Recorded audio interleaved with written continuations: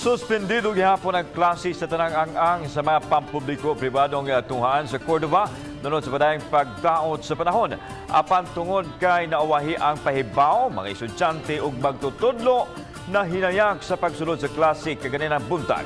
Si Loan Merondina, adunay report.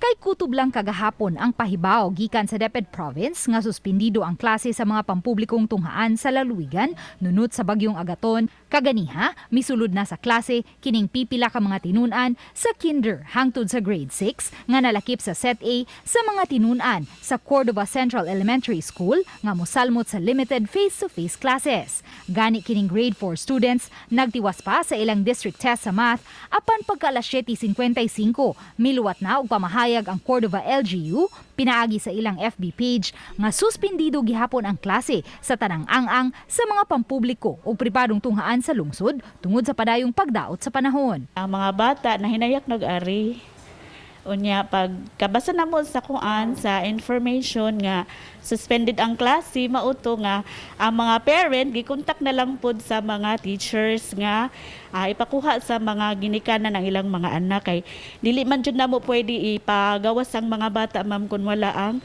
parent nga mo kuha nila. Ang uban nga nakasugod na sa exam gipatiwas lang una pagtik.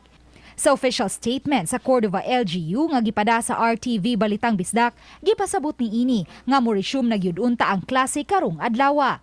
Apan ang LDRRMO sa lungsod nga may pahigayon og assessment sa sitwasyon alas 6:57 kaganihang buntag o gibasihan usab ni ini ang giluwatang weather forecast sa Pag-asa mitambag sa Office of the Mayor nga mas maayong lugwayan ang suspension sa klase karong adlaw ilabi na sa nasinating kusog nga pagbunok sa uwan.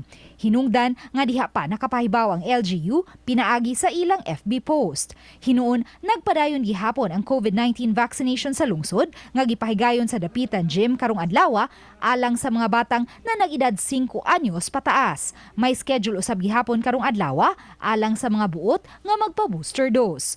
Uban ni Marlon Melgazo, Luan Merondina, Balitang Bisdak.